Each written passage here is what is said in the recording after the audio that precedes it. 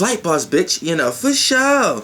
You now listen to the Mind of the Terrace Moon, an Archangel Uriel, and I'm here to carry out God duties and motherfucking responsibilities. And right now we're going to talk about, since we got the intro out the way, now I highly advise you to watch the intro. If you're watching this and you're kind of new to this, please watch the intro so you kind of get a good whiff of what a cuss actually is. And yeah, so now we're going to talk about steam. Now, the steam element is when water and fire comes together. So overall, this is the filler, the illusion, the creative expression.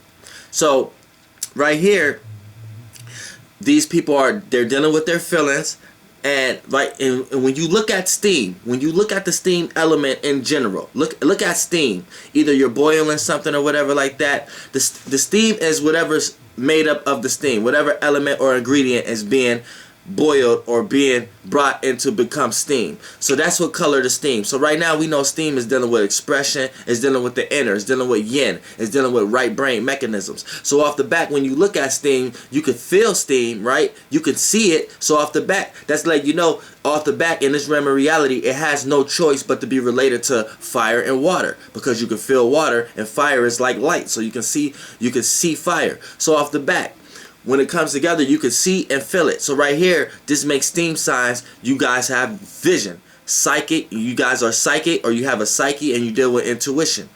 And off the back, you guys deal with visions, and that's more than whatever. And a lot of times, you deal with visions that's based upon illusion. Not more so imagination like the cloud element, but more like an illusion. So you guys know how to create illusions, or you know how to pierce through the illusions that others may have brought upon themselves or try to put onto others. Also, when it comes to it's like you could see right through steam. But you can feel it, and you know it's there, but it's not in reality, because you can't actually, it's not dense enough that you can weigh it or something like that. So you see what I'm saying? So it's not based upon practicality, reality, or it's not even based upon ideas or things of that nature. It's more of creative expressions, what it can feel and what it can express from the yin realm. And a lot of times, a lot of things it may express may not be logical, so they don't make a lot of sense. They have to put out a lot of their creative expression. That's why it's the filler, illusion, and creative expression. They have to take their feelings and their illusions and make something creative out of it. So they have to creatively express themselves, and they can be overly expressive too. These people could be in their feelings and hot-tempered at times, but very cool, calm, and collected at other times. So that's the steam element. Now we're going to get into the Pacific ones. Now right here, now the first one is Airces. Now, I spell it A-I-R-C-E-S. Airces. Now, that's if you are Aries and a Pisces when you come together. Now, you are specifically ruled by the 1st and 12th house. So that's the first house is the I am house. The I am, personality, personal issues, and personal people, places, and things in a person's life, and how a person understands themselves. And then you take the 12th house, the subconscious realm, the collective conscious, and the sacred realm, not the secret like the 8th house, not the private like the 4th house, the sacred, things that's sacred to you or things that may be sacred to mankind. And not your secrets, but things that are sacred that we need to figure out and learn about. Fantasy, creativity, and imagination. And then you combine those two together. So when you have an Airces person, you have a person who likes to play the role or feel like they are their creativity. They are their imagination. They are their fantasy realm. Or they like to play that role. They like to play the character, and they're into that. And they make it a part of their personal life, personal circumstances, and they make it a part of the personal people, places, and things in their life also. And whatever illusion or creativity or an imagination that they have, they feel like, I am that. You see what I'm saying? They are that. And a lot of times they could dive too far into an illusion to the point that people may feel like they live in their own world, or sometimes they could dive too far in their imagination. But ultimately, their dreams can be creative. You see what I'm saying? So, and they like to act on their dreams, even if it makes sense or not. The planets that they're ruled by is Mars, Jupiter, and Neptune. So with Mars, Jupiter, and Neptune, that make Airces type people aggressive, but aggressive when it comes to their experiences and gaining wisdom and knowledge in their education, and when it comes to obtaining a broad philosophical point of view of the world. So that means even if it have to do with debating, or even if they have to do with aggressively going through experiences, or aggressively bringing upon experiences onto others, or even if they have to deal with having intentions, or motivated, or having a passion to add meaning and reasoning to things that they do in their life. Also, Neptune is added here. So dreams, illusions, creativity, and imagination and fantasy is added on to both of those realms. So when it comes towards how a person may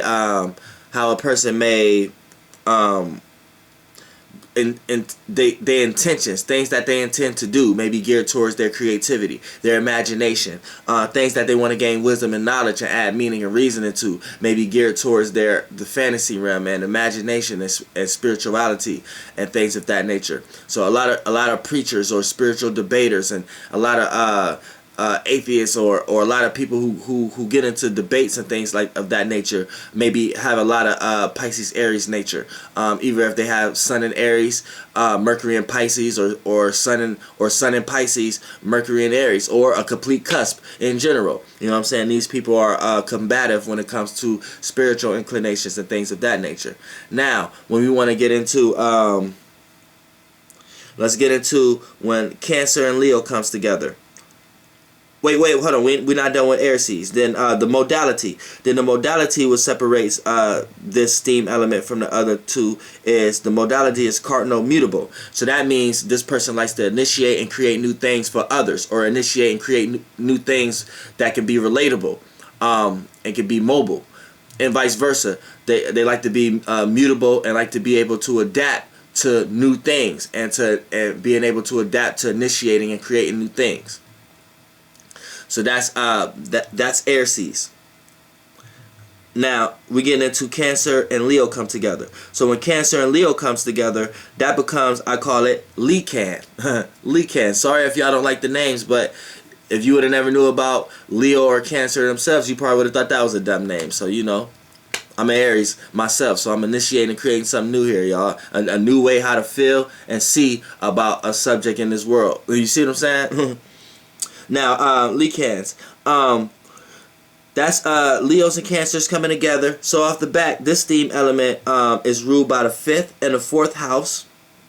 So off the bat, this theme element likes to take home creativity. They like to take home private issues, domestic issues, family issues, how they gain emotional stability amongst themselves or wherever they feel most comfortable at, whether it's their home, a relative home, or a friend's home, and private home and family. And they like to take these things and make it entertaining, do their creative endeavors in the home, you know what I'm saying, and do it privately. Like to work on their creativity in private mechanisms and in the home or wherever they feel most comfortable at, and things of that nature. This is what they're most entertained by. They like to entertain domestic issues. They may be gossipy people. They like to entertain other people's domestic issues, aka gossiping and being nosy and being in other people's business and things, being messy and things of that nature. A lot of these cuss people are messy. Another thing too, when it comes to they like to express themselves, express they love for home and family, express themselves for other family and things of that nature, and they like to be the center of attention for family and be center stage, and or create a platform for someone else to be center stage and feel comfortable at home. Now, you are also ruled by the sun and the moon. So the sun, this makes a person likes to see things, like to visualize, like to take action, likes to see and act on what they actually visualize, and actually act on the ego and act on things that inspire them and inspiration and things of that nature, and have insight and direction in the yang realm. Then you have the yin realm aspect, which is the moon. These people are in there, deal with the emotional awareness of things, and they like to understand who they are, and they understand their soul path and their vibrations, and they like to understand the vibrations of the world. So when you bring these two together, These people like to act on their emotional stance on things, and they like to feel comfortable with their actions. So if they don't feel comfortable with your actions, you're going to make them feel uncomfortable, and they may tell you, they may express it, or they may put up a guard towards you as a person.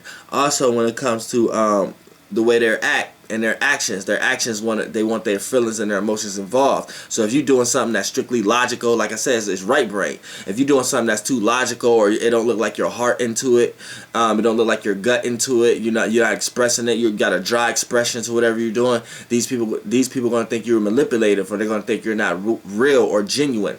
So yeah, Lecans feel like that too. They're in their feelings about expressions and things like that, and they expect a person to express the same way they express to you, or they're going to be emotionally unstable around you. Now, when it comes into the modalities is fixed cardinal. So this person likes to stay fixated on their own way of initiating and creating new things. You know what I'm saying? They don't like nobody else coming to try to tell them to push something new. They have their own fixed way of pushing what they know need to be new. And vice versa. The same way they initiate and create new things, they do it in their own fixated way, in their own stable way, and they're not going to do they're not going to do too many things that's too spontaneous or too reckless just for the sake of doing it, Now, you got you have with Scorpio. You have when Scorpio and Sagittarius come together. Now I'm gonna just call this one Ophuchius. Now if you're a 5-degree orb between Scorpio and Sagittarius, which is either you're a 28 or 29 degrees Scorpio, or a 0, 1, or 2 degrees Sagittarius, you are a Ophuchius. Now with this right here, and we can get into specific degrees, but that's a whole nother story. Now with this right here, this steam element right here is now Ophuchius is a steam element, if anybody wants to know, because there's a lot of information about Ophuchius out right now. It's not how they try to make you think about it. It is, you know what I'm saying? You go watch my video about Ophuchius. But for the meantime, right now, it's just it's a steam element. It's when water and fire comes together. Now this element is ruled by this cusp element sign is ruled by the 8th and the 9th house. So the 8th house is the behind the scenes realm house, the yin realm. So it's the dark house, is with the things you are in the dark about, which is taboo things. The world is in the dark about mysticism, occult things. It's like a cult. You are aware that it's an occult, but you don't know about the things that's going on within that occult. So you're in the dark about that. If you're a person who's getting cheated on, you're in the dark about that. So you see how it's deep, dark, taboo type things that you're in the dark about, but you don't have to think too deep about. Just think about the deep things of the world. That's like deep things of the world.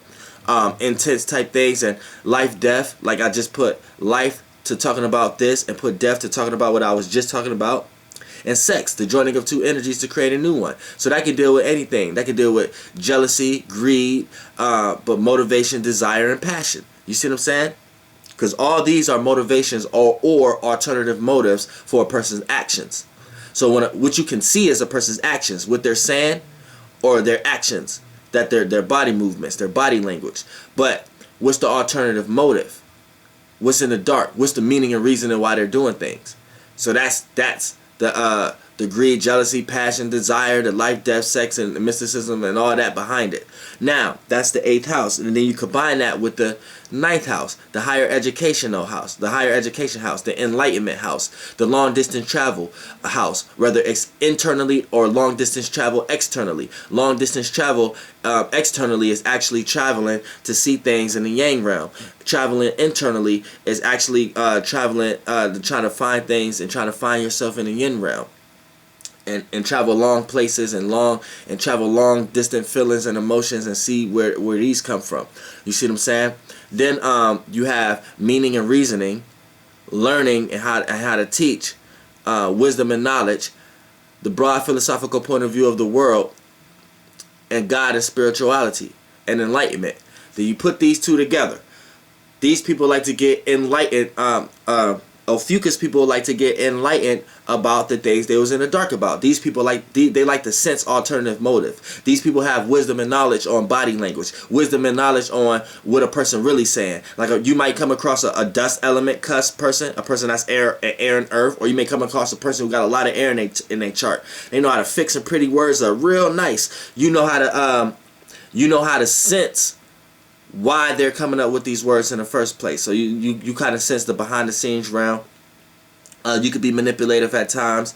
Also with the 8th and 9th house, you like to be enlightened about emotional stance on things, and you like to gain wisdom and knowledge, and you experience a lot of dark moments. You experience a lot of point A to Z moments. You know how point A, you're supposed to be A, B to C. You're supposed to get from point A to point B. So that's like when something happened, point B is like, what's the practical thing that's going to happen next? And then point C ultimately be the goal. But point Z is like the death of something. It's like the end of something. It might not even necessarily go that far, but you already worried about that part. That's these kind of people. A lot of Virgos, Aries, and Scorpio people is like this in general, because they lack Venus. Venus is at work. It's away in Aries and Scorpio, and it falls. It's in sleep in Virgo. So Virgo feel it even more than Scorpios and Aries. And what happens here is it's a sense of being unloved, or being unfavored, or being unvalued. So that's being left out in the dark. And sometimes to cling on, you have to feel like you have to overdo something. You have to feel like you have to overdo something to overcompensate the love that you think you feel like you have to work for that love, or overcompensate for something to feel comfortable with even receiving it back, because you feel like you might not deserve love. This is why Aries, Scorpios, and Virgos may come across as feel like they overdo stuff. Like Virgos may over worry, Aries may be over aggressive, or over combative, or over guardish, or over defensive, and Scorpios may be over motivated, or over emotional at times, or over reserved, or over brooding, or over grudge. You see what I'm saying? So keep that in mind. But Ophuchius does the same kind of energy with the 8th and the 9th house right here. But a lot of times you hold on to dark moments just to get enlightened about it. So this makes you very wise, very deep, you're into a lot of spirituality in a deep way, and you like to see how it works in the realm of reality of the world before it actually gets to the yang realm. Now when we come to you're ruled by Jupiter, Mars, and Pluto. So you're going to share a lot with Airces right here, because you're going to gain a lot of wisdom and knowledge. You're going to gain a lot of wisdom and knowledge when it comes to motivation, desire, and passion. And you like to experience passion and willpower. And a lot of times you may experience a lot of volatile moments and aggressive moments, same way as Airces, because Airces is ruled by Mars, Jupiter, and Neptune. But Ophuchius, you guys are ruled by Mars, Jupiter, and Pluto. So where Airces may get more aggressive into their creativity, you may get more aggressive into transformative situations in your life and things that you deeply desire and deeply motivated to get. So even if it's not dealing with creativity, you will use another person to get what you deeply desire. And an Airces person they will try to use their creativity faster than trying to use a person, place, or thing, or a material thing to use what they get. So that's the only difference, because of the Pluto mechanisms. But for the most part, you guys gain wisdom and knowledge, and your guys are intentions and is to gain wisdom and knowledge, and to add meaning and reasoning onto things. And these are you guys' intentions, and very spiritual people. And Pluto just can make you intense, because you hold on to emotions and feelings on things that might not be necessarily there. So when you go and express yourself into the world, these things get expressed also, whether you express them verbally or not. They're still part of your energy. Now the modality is fixed mutable. Now this makes you fixated and stable. This makes you are a fixated and stable person for others, or you like to be fixated and stable for changeable situations. So you are a person who like to get prepared for transformation. Like I said, you are a point A to Z person. That's like the end. You look all the way to the end. So you like to always be stable and prepared for the worst thing. So even though you may always look at the worst thing first, like Aries, Scorpios, and Virgos, you may look towards the worst thing to happen first. A lot of times you utilize that energy to get prepared. So if the worst thing do happen, you are already prepared. So you already so you are fixated for change, or fixated for others, and then vice versa. You are able to be mutable and be able to adapt to situations that you have to stay stuck in for a moment. So even if it's dealing with a relationship or things of that nature, you're able to stay within it until you see change. If you can't change it, then that's when you will leave. And that's the steam elements. And we're going to do a few kind of representations. So we know the sun represents your actions, the way you act, and how you see things. So as a steam element, the way you act and how you see things and you have to feel it. If you can't feel it, it's not something you can act on. It's not something you want to visualize. It's not something you're going to be into. And it's dealing with illusion also. If it's not something you can creatively come up with, or something you can creatively express, because it's dealing with creative expression also. So if you can't express this, or you can't kind of like see it, or it's not a vision, if it's too practical, too logical, if it's something that you can't make up or create for yourself, or things of that nature, it's not something you're going to want to act on. It's not something that, and this is how you see the world. You see the world as an illusion. You see the world as a world that's that deals with a bunch of feelings and emotions. You see the world as a place of expression, a place of creation, a place that you can creatively express yourself in. Now, when it comes to your moon is your reactions, who you are, how you emotionally react to things, and your emotional stability. So when your moon comes into a steam element, this is how you emotionally react to things. You react to creativity. You react to illusions, or illusions people try to throw onto you. Illusions that you understand that this is an illusion. So if your emotional stance on things, you know how to create illusions for others. You know how to create concepts and expressions and things for yourself. Also, and this is how you manifest. Also, this is how you manifest. This is what makes you feel comfortable, when you're able to dive into your creativity, when you're able to understand feelings of others and understand your own feelings and expressions of things, and when you're able to tap into the illusion and the fantasy realm. This is what makes you comfortable. And when it jumps into your ascendant, your rising, now, your rising is your personality, personal issues, and personal people, places, and things in your life. So when it comes into this, this makes you a personally creative a creative person, a personally expressive person, a person who likes to who likes to personify their illusions. So the illusions that they come up with, they like to make it personally part of themselves, make it personally part of their lives, make it part of their personal issues, make it part of their personal people, places, and things in their lives. And this is part of their personality. And and they like to feel. Also, this is things they fill out. So they're in the feel world. They like to feel what's going on, and this is part of their personality. Part of their personality, they could be in their feelings. See what I'm saying? And they like to feel and connect to personal people, places, and things, or either disconnect at times, because we know water and fire are both feelers. They just in two different ways. Water feels and deals with the emotions, so they feel and connect. Fire feels and sees, so it's see the vision, so it feels and disconnect. You know what I'm saying?